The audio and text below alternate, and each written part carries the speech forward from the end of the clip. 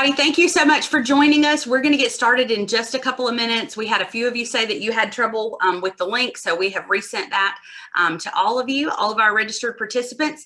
Shane, if you'll advance to the next slide, we want to thank Gottwal's Books for sponsoring our brand new Robbins Leads Book Club. This is going to be an ongoing effort of the Chamber, and we are excited for you guys to join us for our very first one. We've got some basic instructions for you guys. Turn your cameras on if you're available. We'd love to see your faces and know who is engaging with us today. If you will keep yourself muted until we open up for discussion. We've got lots of questions that will be interactive, and then of course participate. This forum is only as valuable as the input that we all bring to it.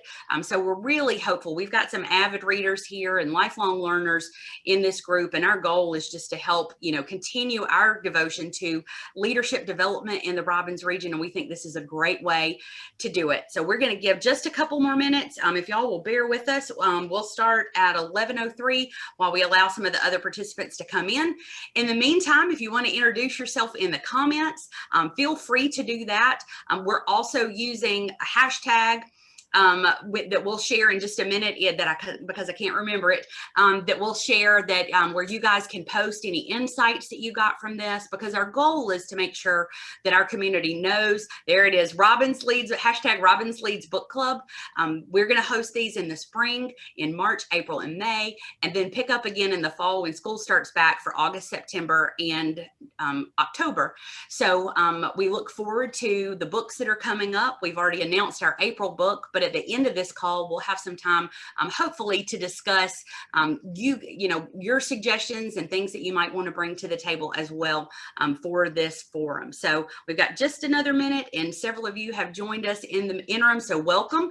Again, if you'll just show your face if you're available to do so, mute your mic, and then, of course, as appropriate, please participate in the conversation and feel free to introduce yourself in the comments. This is a great opportunity, although it's virtual, for you guys at least to put some names and faces together, because we are very excited and eager to return to in-person activities at the Chamber, waiting anxiously for the governor to announce his meeting cap restrictions on gatherings so we can have more than 50 of you at a space. But this is a great opportunity for us to be able to connect where we are in the moment and talk about some things that are shaping us as leaders. So with that, I would like to now introduce our host for this series. He is the chair of the Robbins Regional Chamber Board and the owner and founder of Gottwal's Books, Mr. Shane Gottwals, and I will let him have the honor of introducing his co-host for today.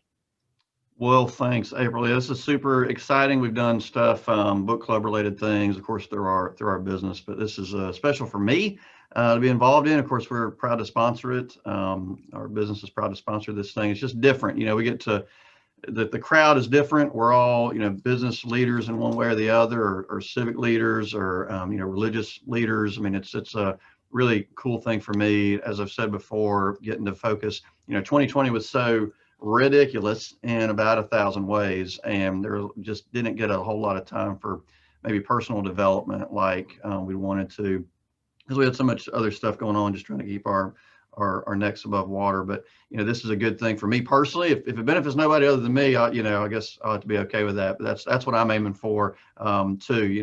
To learn and to grow, and really spend 2021 trying to develop my own skills and become better as a business leader. So anyway, yeah, the book that we're talking about, of course, today for this month is The Hero Effect, as we're all aware. And I had never even heard of this author or this book.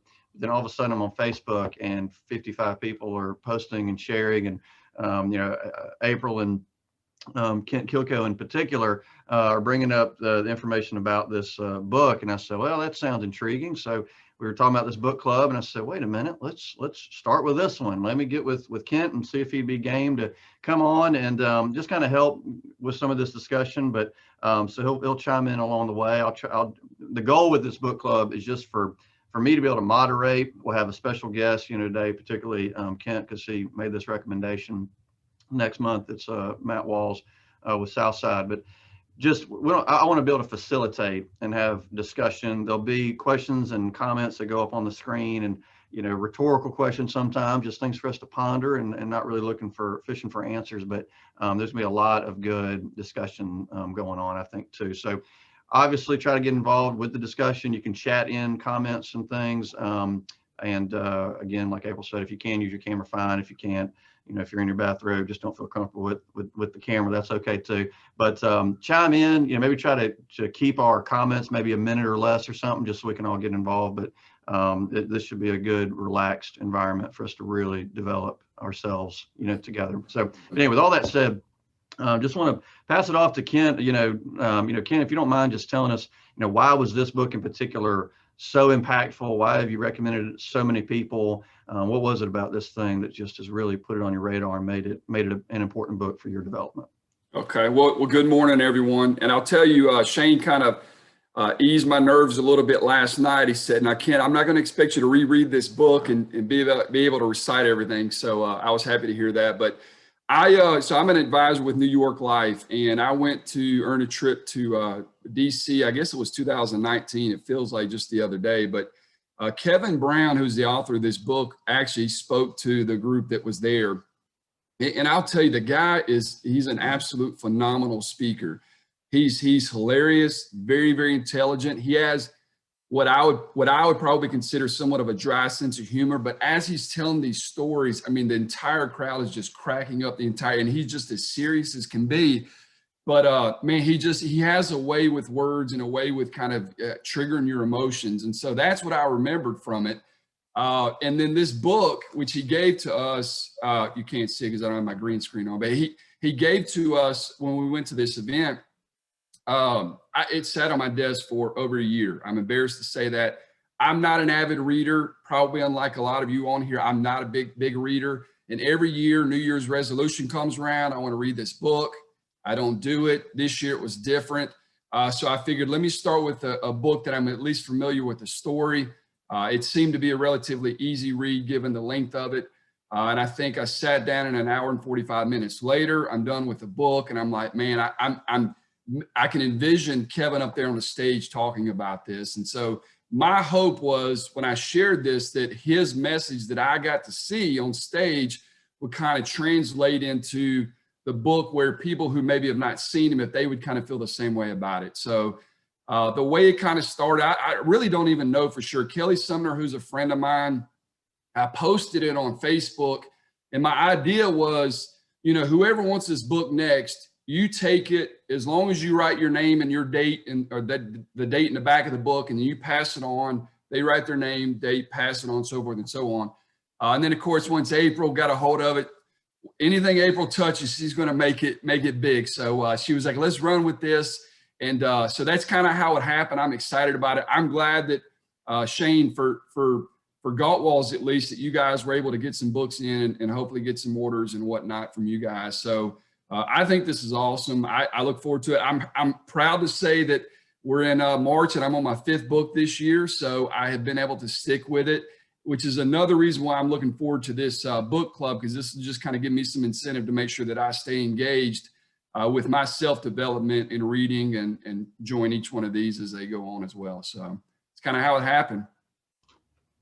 That's awesome. Appreciate that. And yeah, the point about being on your 5th book, that's another thing I hope that this book club will do. At least after doing 6 of these, you'll be able to say, hey, I read 6 books this year. But, obviously an encouragement to push forward and read more. You can buy your books from anywhere. There's only one socially responsible place to buy your books. And that, of course, that store doesn't even have to be named, because we all love Gottwall's books, of course. But we do have more of these available if you do want to pick up a copy after this and give it out to anybody. And then we've already got the Power of Moments there as well for next month. But now, great introduction. Appreciate that. So we'll go ahead and get into this. And some of these things that you'll see up on the screen are sort of softballs, but just to get us going. But this one's a short and sweet one.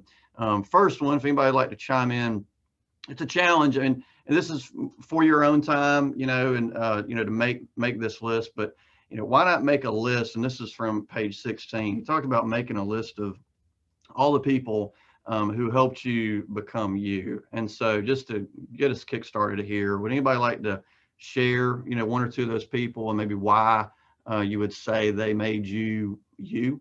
Who wants to start us off? If you guys will just unmute yourself, or you can use the reactions if we have an overwhelming number of you guys, but feel free. We're all adults here. I think we can handle it. So if anybody would like to kick things off, just unmute yourself and the floor is yours. Hey, good morning, everyone. Lyle Drew here, coming live from Dayton, Ohio. Sorry I'm not in Georgia with y'all, but when I saw the invite to this event, I couldn't help but join because I had the opportunity to start a book club when I was at Robbins. And Shane, thanks for what a great idea. I mean, anytime we can do this and help people connect and develop together, I think it's awesome. So thank you for letting me be part of it, as I'm not, part of the Middle Georgia team anymore, but I am. Yes, you are. You're always stuck to us. And thank you, as a book club guy, thank you for the short book.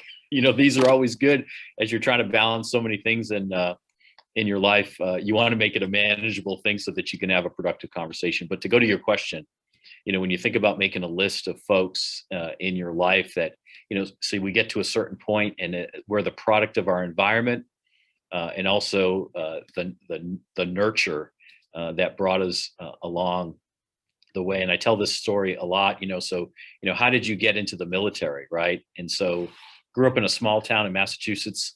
My dad was a former Marine in the Korean War. So he did this at, he was done at 21 and then, my gosh, 30 years later got married. And so we don't remember him being in the military. And so when it was time for college, he kind of nudged this book in front of me. It looked like a phone book and it had all the colleges that had Air Force ROTC programs in it. Never would I have thought to do it. I had no idea about anything, had no military affiliation or background. We didn't have JROTC, as you guys do out there in your high schools. And so what an impactful nudge he gave me, not to tell me to do it, but just consider this. 26 years later, after graduating from college, here I am still enjoying this experience, having been able to travel the world and do things that I would have never thought possible. And so it's not big things. I'm a big believer that little things make a difference, and you don't know when they make a difference until well after they happened. And they were so subconsciously embedded in you that it's not until those things that unfold in your life happen. And so I use that just as one example because I don't want to monopolize the conversation because I know there's a lot of folks on here. But I just share that. Thank you, Shane, for setting this up. April, thank you for connecting me and doing that. So I'll turn it over to someone else. Thank you. Thank you. Anyone else? Yeah, anybody else? Good morning, everyone. This is Sean Barnwell. Hope everyone is healthy and well. So I'll just break mine down into 3 categories. I have my primary family, basically my daughter, my husband, and then all those who raised me. And I am grateful to them for instilling a great sense of integrity and sense of community. When I look at my military family, because it served for 25 years, I'm grateful for that group because they definitely communicated to me the benefit, the beauty, and the value of being something larger, part of something larger than myself. And then as I went into my post-military career and I look at the business community, the chamber being one of the individuals or agencies in that group, and then I am grateful for their ability to instill in me the purpose of growth, advocacy, and then helping others soar to their next big thing. So that list could probably, if I had to write them all out one by one, I'm sure I'd be in the thousands, but those are the 3 big chunks of that group. And like you said, just grateful for everyone pouring into me because then we continue to pour into others as we grow and advance. So glad to be part of this. Looking forward to all the books that I see lining up. And I'm sure I'm going to have some more shipments coming in here pretty soon. Very nice. Maybe one more on this question. And then if you got any more you want to add, you can always put it in the chat. But we got one more person who wants to talk about who made you you. Shane, I will. This is Kirk at Colony, and glad to be here this morning. I think I agree that I think family for me had a big impact on my life and integrity and character and leadership. But just among that, I think of service, and I think of those people that go over and beyond their job duties. And in high school, I was involved in Future Business Leaders. Many of you may have remembered that organization, FBLA. You've got FHA and FFA, but I was a state officer with FBLA, and that was probably due to my freshman year in high school. A lady by the name of Claire Miller. I'm dating myself because I'm about to be 48, but there were typewriters in the room, but they were electronic typewriters. And then the next year we went to computers. But she saw me at the back of the room and took some time and saw some potential, and that went from there to being president of that organization for 3 years, running for state office for a year, and just a lot of opportunities to travel across the Southeast to Washington, D.C., and leadership training and getting to speak, and just a number of things, memories that I remember. And then alongside Claire Miller was Susan Pearson, who was also eventually became the guidance counselor in my high school. But those ladies, they didn't just teach those subjects; they were involved in extracurricular activities that beyond school. And I think it just proves to me the importance of pouring into people, whether that's your staff or your coworkers, your children, others in the community. It really makes a difference when people pour into you. So I'm grateful for those ladies. Common thread is it's not just people with positions, it's the folks, like you said, that go above and beyond and really do something special for you. So, well, good stuff, good stuff going so far. And we'll keep on rolling through these questions. And if you ever feel like your toes are stepped on, you're about to say something, just put it in the chat. But for sake of really diversifying what we're going to talk about, we're going to keep rolling through these things. But yeah, great so far. Appreciate it. This one's probably my favorite of all the questions. And to get some context, you would have needed to read, but really you can answer this question even if you didn't get through the whole book. But from page 29, did adulthood squeeze the confidence out of you? Does anybody have a comment about that? I mean, hopefully we all understand what that's getting at, but did adulthood take away some of that confidence you had in your youth?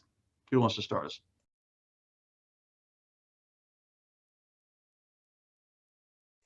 Shane, I'll chime in while everybody else is trying to figure out if they're going to respond or not. But I don't think adulthood necessarily squeezed my confidence, but I will tell you those initial months and even years of parenthood really were, you're second guessing everything. And so that was kind of a pivotal time in my life. But I definitely, moving into adulthood, I didn't notice a big shift. But then once, I got a hang of the parenting thing, that sort of filled back up. I think for me, Shane, it's kind of like, you hear people say you're your own worst critic. When you're a kid, I don't think you really think like that. I mean, you just go out and you play sports and you have fun. You go to school and you have fun. You do the best you can without thinking about it. But we put so much pressure on ourselves and to be the absolute best that we can be. And I think everyone on this call would probably agree that we all are guilty of being our own worst critic. And sometimes that's good, but sometimes it can be to the detriment of yourself as well.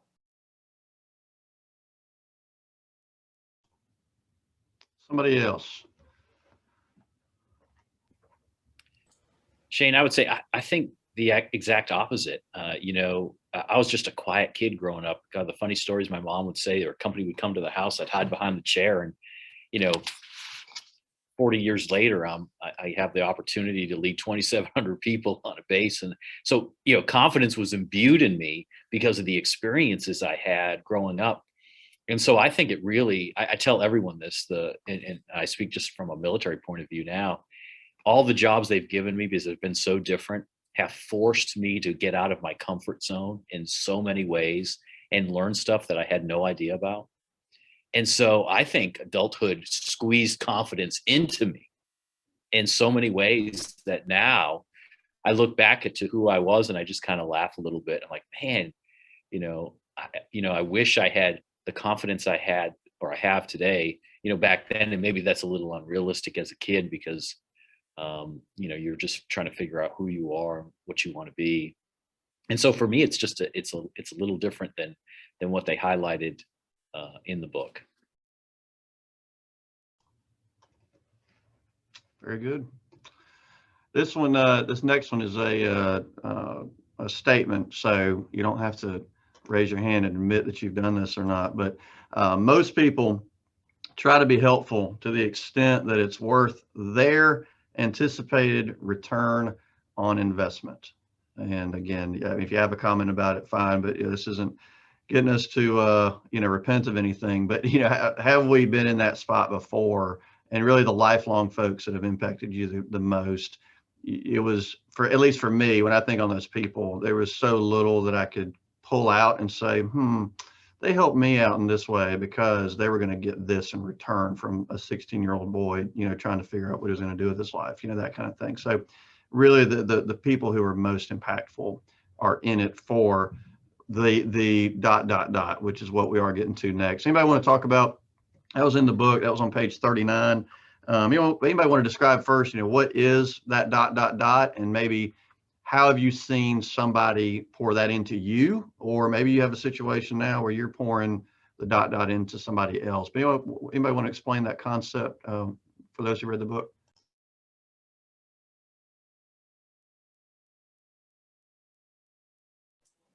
Well, this is Sean Barnwell. I'll take that one.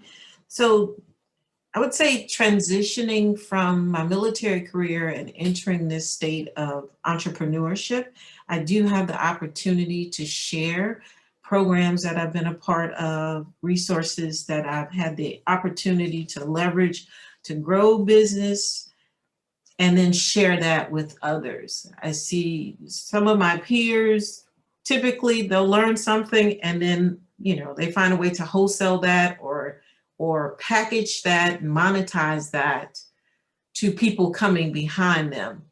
And no judgment zone in that regard. It's just, I've had so many people who, you know, some of these people are millionaires. They didn't have to say, Sean, come here, let me speak with you. Here's the way to do X, Y, and Z, but they did. And so to me, there's that ... is an obligation to give back and help someone come behind me, go past me, go around me, whatever the case may be, to help and to just return on what was given to me. Awesome answer. Anybody want to follow up on that?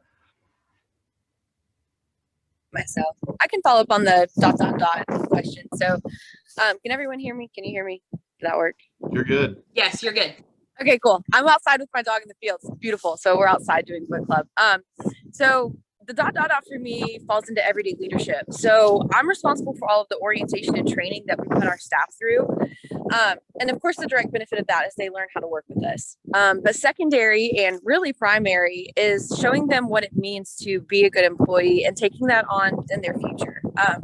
Because so many of them is their first job with us. So they really learn and develop their soft skills at our complex. And that kind of sets their foundation for how they know to work later in life, whether that's run their own business or continue working with or for somebody else.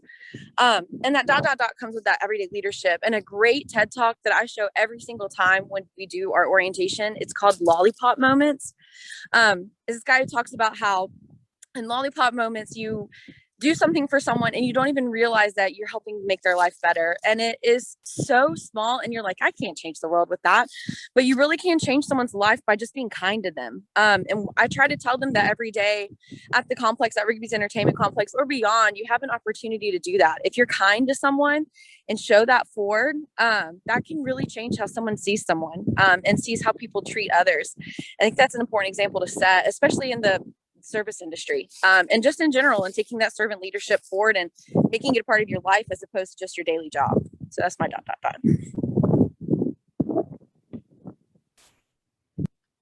And I think about, I mean, just to brag on the chamber a little bit, I mean, you think about an organization like that, because this point is in the book, it's something extra that sets them apart. Heroes not only help people, but ... they do so with no strings attached. And I mean, I've watched the chamber this past year be super creative and inventive, and yet train other chambers who see what they're doing and say, hey, that looks good. We couldn't come up with that ourselves, but will you help us implement that, and even share resources and things? So just while we're on a chamber book club call, I mean, I think that's a valuable one to point out. It's a real good topic. If there's any other word, feel free to, and there's some links being shared. Yeah, that link to that TED Talk is being shared. Yeah, and we'll download the text if anybody's interested in having the chat afterwards. And we are recording this. If you want to go back and catch anything, we'll share that with you as well. Well, I'll hop to the next one. Interesting perspective. I just hadn't really considered it, but I think this helps with anybody. I mean, maybe in your specific position, you know, for you personally, you think, well, my role is not, you know, leading 2,700 armed forces personnel. I mean, you know, or you say, I'm not leading the chamber, I'm not leading a business or whatever, but it's not about the title, you know, where we really started with. It's about that influence and about the ... It's above and beyond. So this question is, how can a haircut be the sign of a hero? Now, of course, you don't have to talk about your barber or stylist specifically, but anybody that does maybe performs a service, or maybe you perform what some would maybe say is a small service. You know, how can something that is sort of at that level in daily significance really be something so hero-like? Anybody want to pitch into that topic?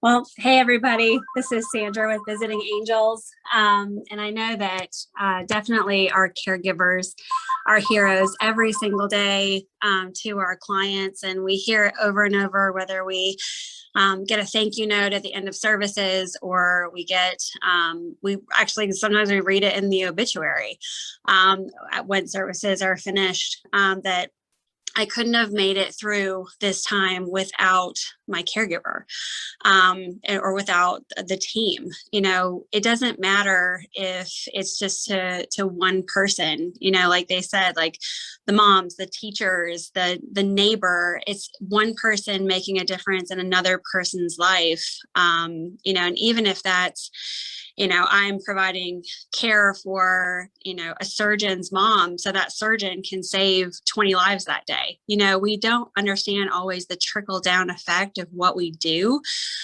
You think you're just making lunch for an elderly person as a caregiver, but you're really providing peace of mind for all of those players in that family. So yeah, we see it every single day. The little things matter. You know, and that's a really big concept to understand, that every single little thing, every conversation you have, the words that you speak, the love that you share, how you take time for each person that's in front of you. And I always say this too, everything is business and everything is ministry. You're able to minister to that person, and you're able to, you know, provide customer service. So it doesn't matter if it's in a little way or a big way, every single person matters. I know somebody else has got some things brewing. Who else wants to share? That was good, Sandra.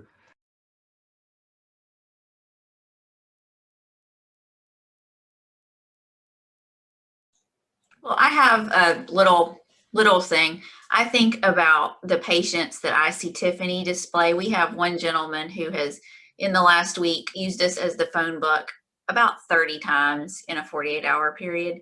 And she was telling me about it, and I'm just always impressed by the decorum and the kindness she shows, because it's clear he's probably elderly and doesn't know how to use Google. But if he needs a phone number, if he needs the hours to a store, she always helps him find it. And I see her display that everywhere. And I really think you just don't think about the little things making life better, and it really does. And it makes a big impact, even if you might be a little frustrated. Kindness is always the right choice.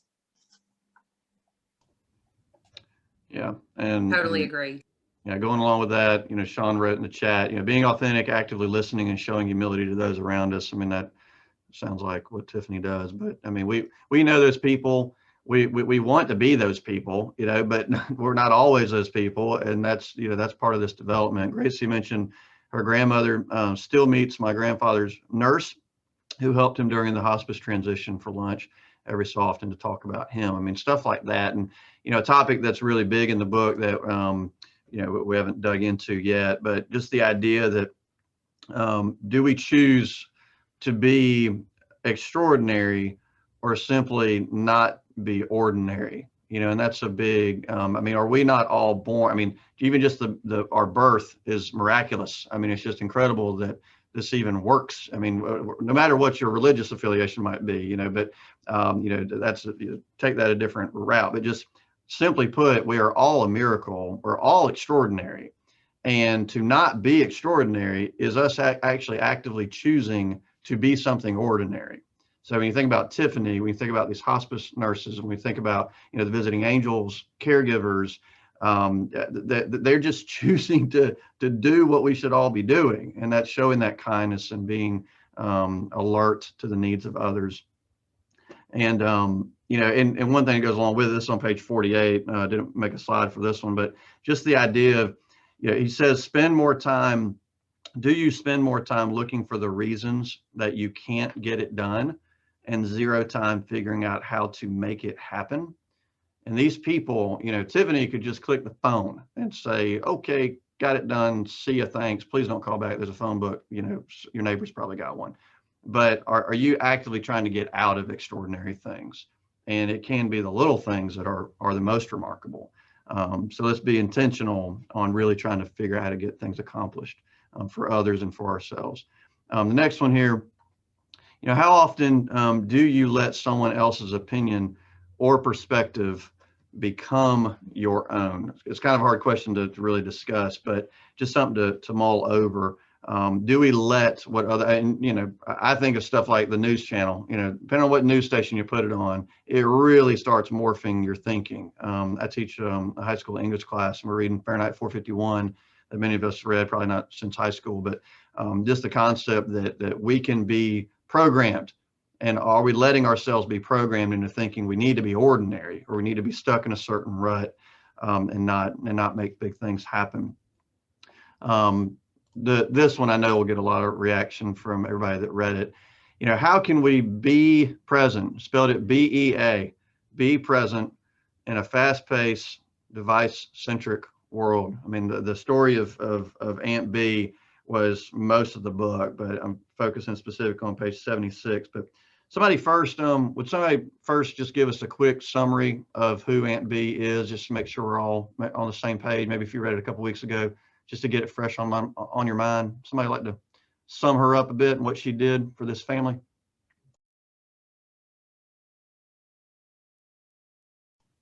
If nobody can. No one else is gonna. If no one else is gonna jump in, Aunt B is the head chef at Disney, who came to the rescue the first time that they were there eating. Of course, Kevin's son. I can't remember if he was diagnosed with autism or some form of autism, but he had certain dietary requirements that he needed. The waitress obviously was not sensitive to that, but Aunt B came to his rescue. And, you know, if you recall the first time, she said that they didn't have, I think it was apple pancakes or whatever he was looking for.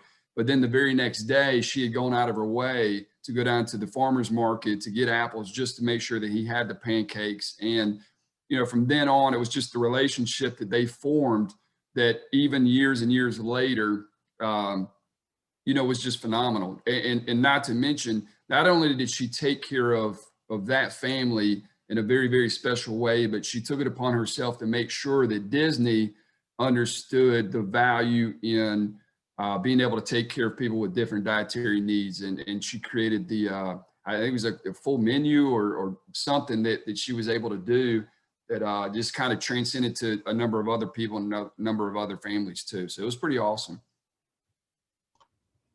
Great summary. Now, so how can, and maybe you may have to admit some things that you're not proud of, but how can individually, make it personal if you want to, but how can we be, Aunt B, present in this culture that we live in? I know somebody's got something to say, or you should say something, because I know this is a struggle for me. I know. Go ahead.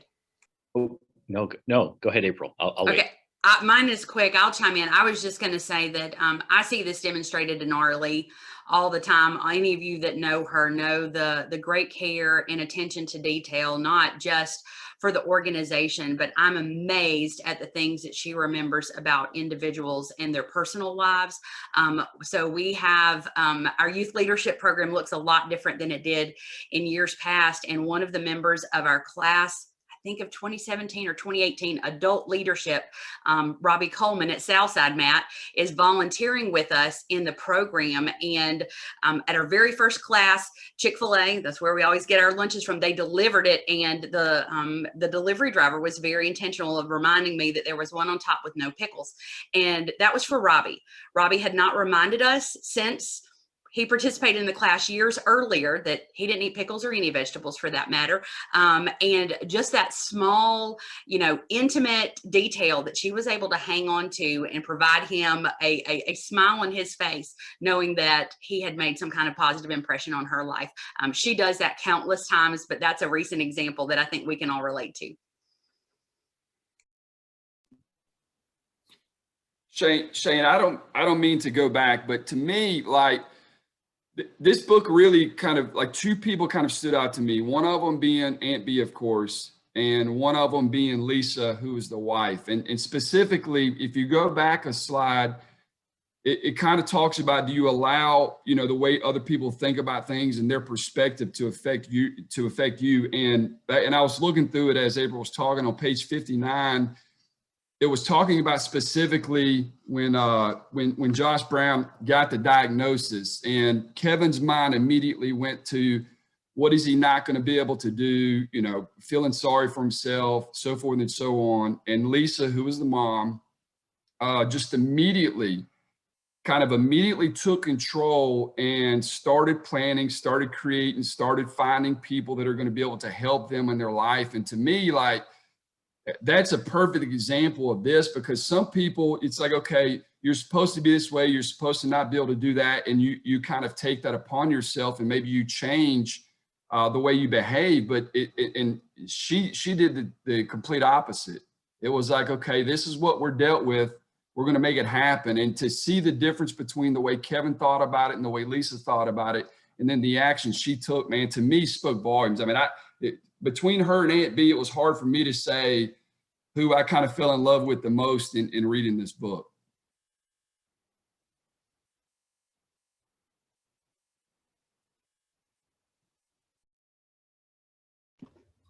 To go back to your point about, with all the distractions that we have in a fast-paced, device-centric world, I'm sitting here at my desk with my desktop computer to my right, 2 cell phones next to this laptop, and another online meeting going on outside my door. And I'm trying my best to focus just on this.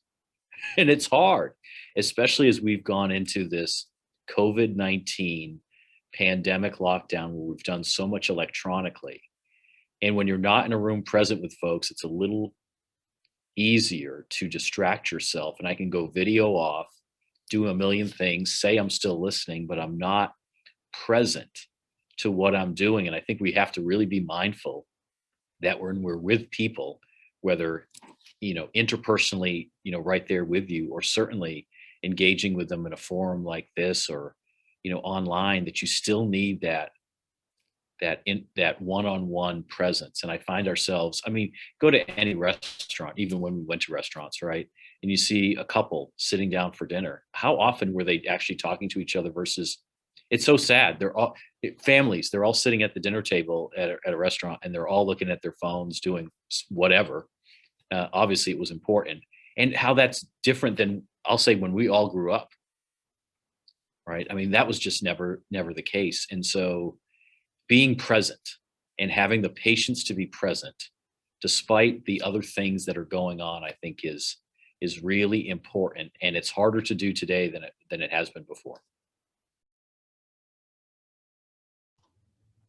Yeah, I couldn't have said that better. I actually had, to expose myself a little bit, my wife and I had an argument early on. This was not early on in our marriage, just a few years ago, when the phone thing was just getting big. Everybody had a smartphone. And I remember telling her one time, I said, you know, when you're on your phone, she was never really bad about it, but whenever you're on your phone, it's not, if I knew you're reading the New York Times, it might be one thing, or reading a book. But if you're on Facebook or something, not only are you not engaged with me, you are actively engaged with others, enjoying their company and their input and laughing along with things that you're seeing and all that. And, going on with what you just said, I mean, that's being present is not having all these things available and keeping an eye on it while you're talking. I mean, that's not what the other person wants to experience. And it makes those interactions lack that genuineness that we're all hoping for and all connecting and searching for. So yeah, great word. Anything else on being present? So hey, again, it's Sandra. But we talk about this a lot actually at our office. And remember years ago when I got my first smartphone, it was actually the Sheltons down at Perry Dental, and they gave me my first work phone because I knew I really wanted a smartphone. It was a newer thing back then, and I'm aging myself. But I remember they handed it to me, and they said, "Use this power for good and not evil." And it's never rained more true actually than this year right now. I tell people all the time, you can be life-giving with your phone, with your computer, or you can find the love of your life, or you can break up a family. You can use it to make money and educate yourself, or you can use it to lose your job. So we can engage people around us. I use my phone all the time, be looking up a recipe, but it's for my family, or I'll play music, but it's dinner music while we have guests over. It's like, how are you using it? Are you using it to engage the people around you? Or are you using it to, disengage and to just kind of go off and be by yourself or do something that's not good for you? We have so much power right in front of us on our screens, and we have to choose whether that's going to be beneficial for us and our family, or whether it's going to be to our detriment.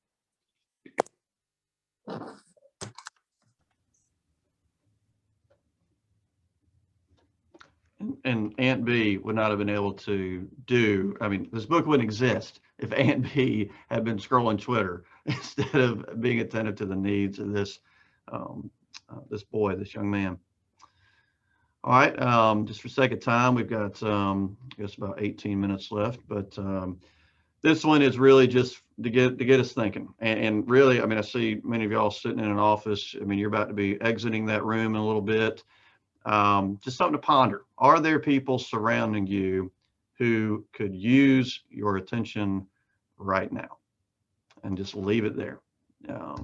Based on what we just talked about, are there people? I think we all would say, and I see heads nodding, yes, there are.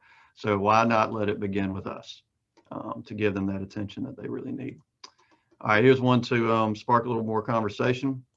What is robbing you of your power? This is in reference to page 92. Talked about kryptonite and talked about Superman.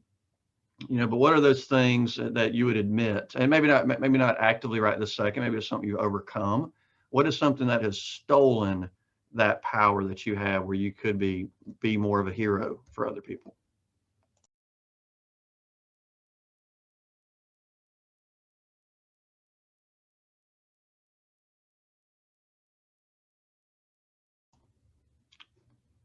Just saw in the chat, Chase. Oh yeah, Sean says chasing perfection. I think just obligations, so many obligations being pulled in so many different directions. And a lot of times, especially for parents, feeling like you want to be the best parent.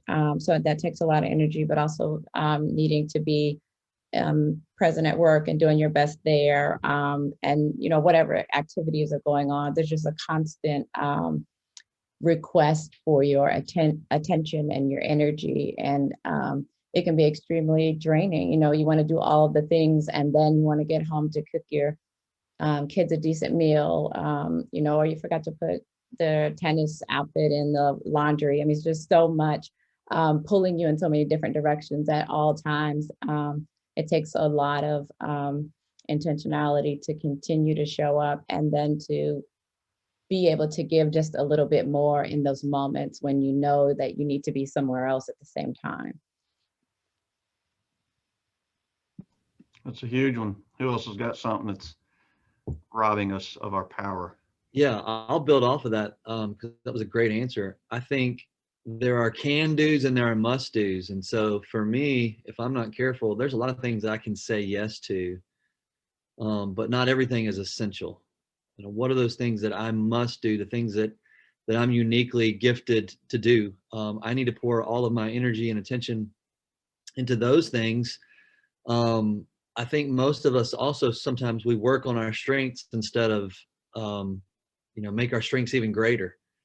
And so I think that's a great point. And so what are the must do's as opposed to the can do's?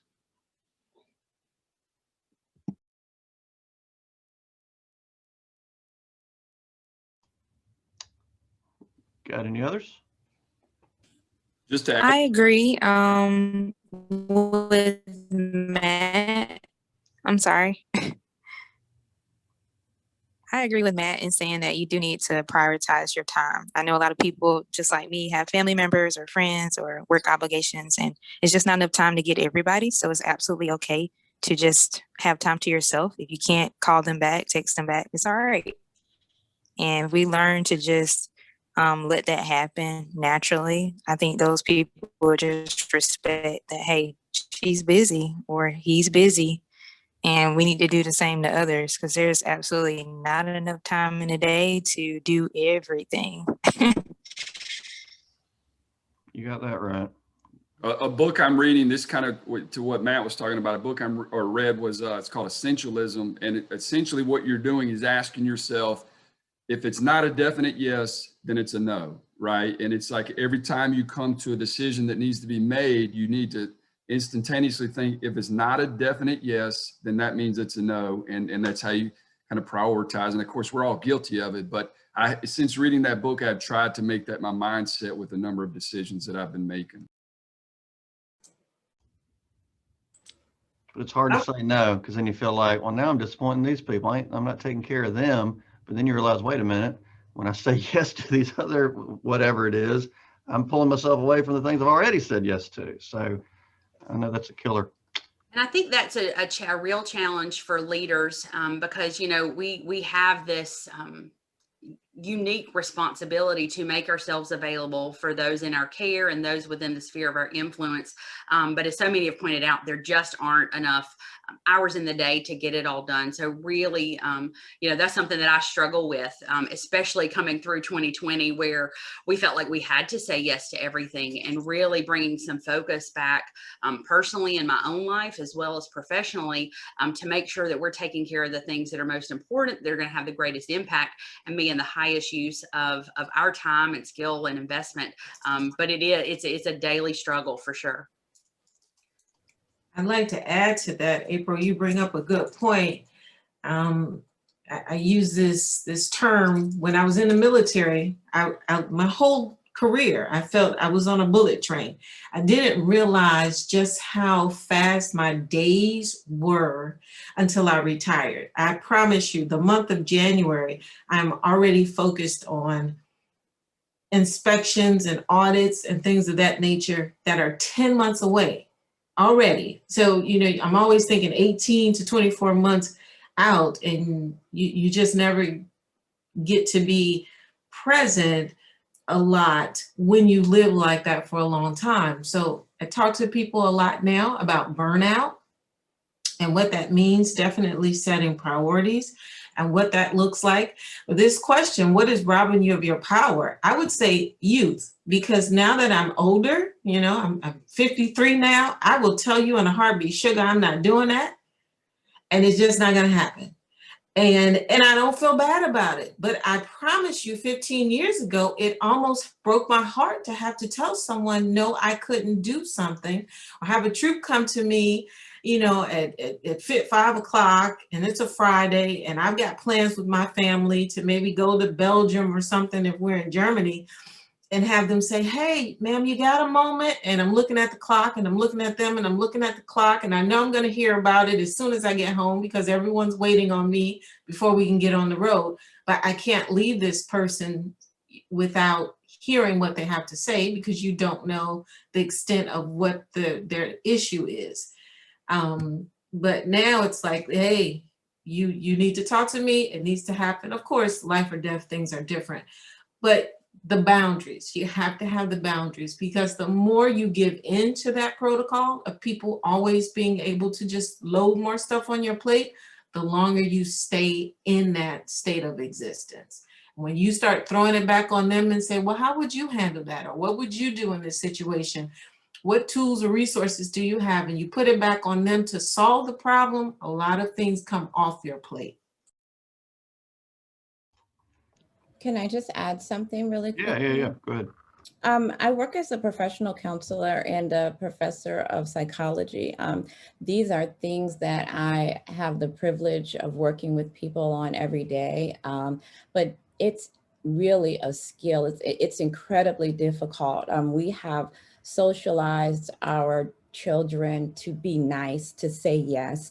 And it's something that we take on, and it genuinely feels like this is bad if I'm saying no. But to April's point, it is something that is unique for leaders, but we also have a very good opportunity to be a model for everyone else, that it's okay to say no, it's okay to put those boundaries in place, and it gives everyone else permission to do that. So the more that we can do that, it's beneficial for everyone, but it is hard. And practically speaking, isn't it? I'm sure we've all learned this lesson the hard way. It's a whole lot better to say, I'm sorry, I can't, than it is to say you can and later have to say, I'm sorry, I didn't do that when I said or how I said I was going to do it.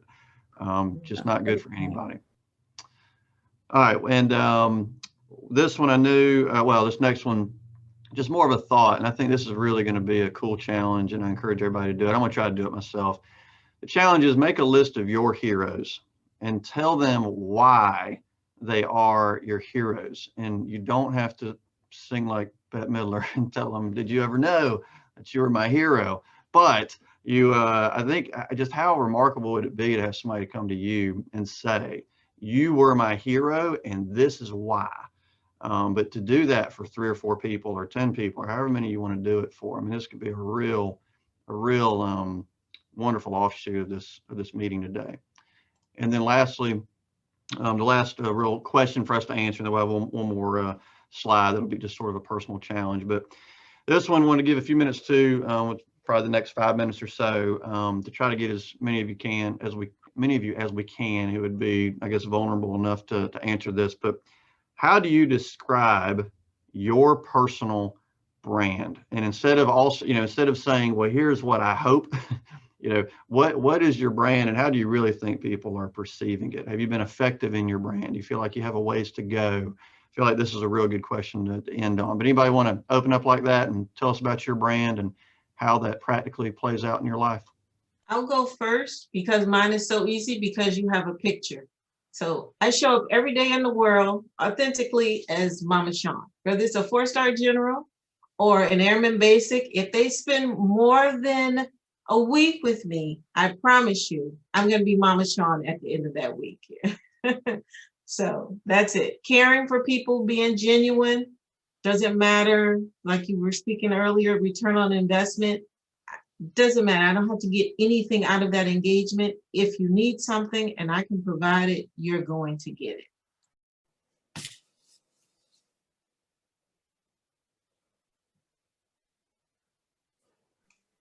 Shane, I actually developed my personal brand several years ago after going through a training on, I can't remember the exact word, but basically sharing your brand story. And there's a book that goes with that.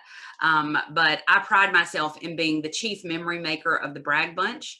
a community builder and a business champion. And, chief memory maker is a term that I sort of coined for myself, but I feel like, as a mom and as a role model for my kids, maximizing moments and savoring the now, and preserving that for the future, I think is something that has really resonated with me as my calling, in setting an example for them to be present. And it also gives us so much to really, marinate on and reflect on in our journey as a family.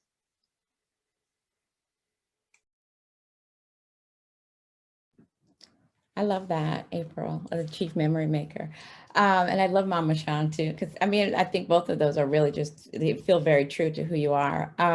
Mine is to be a healthy, happy human who's helpful to others. It's a lot of H's there. And I don't always nail it. I do try my best, but there are days I'd like to say, our best looks different every day.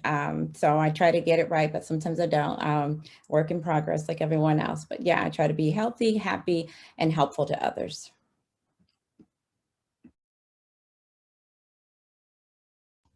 Got time for a couple more.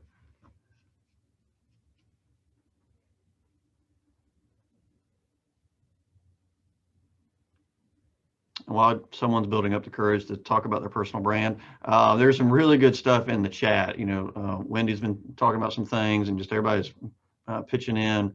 Definitely go back through that once we get the download of that transcript. Shane, I was thinking, what a great question. I'm kind of stymied here, and normally I'm not stymied to say much of anything sometimes in public forums. But I mean, when you have to talk about yourself, I think that's one of the hardest things that you could do. And April, you gave a great answer where you kind of really deliberately thought about that through a process to really think about it. I think anything I'd throw out now would be just too off the cuff. But I think it's a great challenge for us all to go back and consider on, who are we now, and then who do we want to be? Because I think we're just all works in progress.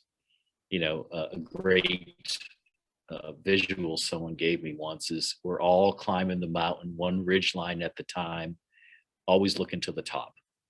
So we're never there, quite there. We want to get there, but we're always finding a way. And sometimes that path is not direct. You have to get over here, get over there, but the goal is always to be moving forward to get to that, that ultimate goal, which I don't know if any of us ever reach. And I think it's okay if you don't, because if you do, then what's left? And so I just think that's a way to think about it. But you've challenged me now to come up with something, especially April. I mean, that was really good. That's a quality brand there. So thank you.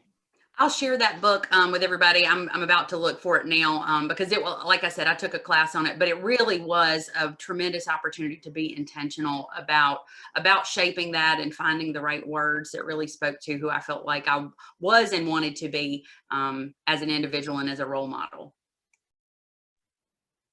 Yeah, a book that I've read is called Unique, Younique, and it's all about kind of creating your own personal values that you live by, and your own 2 words that sort of front and center of everything that you do. And so my 2 words that I live by are training champions. And then to sort of, I guess, make that a little bit larger as a pastor, those 2 words expressed are, I want to help people fully follow Jesus where they live, work, and play. And so that's my personal, obviously that's really close to what I do as a church here at Southside. But on top of that, I have values, kind of building off what April was saying. I have values that basically, not aspirational values, not things that I hope will be true about me one day, but actual values where I just did a thorough deep dive investigation of who am I, what do I do? And one of my values is I'm ridiculously optimistic. And what that means is I just believe the best about the people instead of assuming the worst. And this is something that my wife said she loves about me sometimes, doesn't necessarily love that about me other times, because I give people the benefit of the doubt. And so I think going through any sort of process and discovering, okay, who am I? What are the values that are important to me? That is your personal brand. And then making sure you're being consistent with living that out, not because they can be true for you at one point and not true for you later on. So making sure that I'm continuing to be that source of optimism in people's lives, and all the other values, they really say, hey, pick 4. And so that's one of my values. And again, my 2 words are training champions. Well, we've hit the limit. I guess it was good to end with a pastor closing us out. Fantastic. Well done. Last slide here was just another simple personal challenge question. Who is better today because you showed up and didn't suck? So that's straight out of the book. Use that going forward from here as you reflect on everything we talked about. The next book club is April 7th at 11. Blame Matt Walls, that pastor I just pointed out, for doing something, very evil, and choosing a book that is 4 times maybe as long as the book we just did. Encourage you, though, you don't have to read the whole thing. Honestly, you don't have to read it. That doesn't help the discussion, but please try to read it. But if you get halfway through it or you just don't have enough time, just please get back on the call. It's still going to be very helpful. I really, really enjoyed this today. If you have any feedback whatsoever, please contact one of us, respond to emails from the chamber, email April, myself, whoever, and let us know if something needs to be changed up. But for me, this was super. So I really look forward to next month. So Yes. Respecting everybody's time, we will cut it there. Appreciate you being on, and I look forward to next month. Thank you all for joining us. If you will, make sure that you share your experiences on social. If you're so inclined, any takeaways or unique moments that you want to capture, hashtag Robbins Leads Book Club. And we hope to see all of you, and maybe bring a friend along. Encourage them to join us next month on April the 7th. We'll see you guys later. Hi, thank you. Thank you.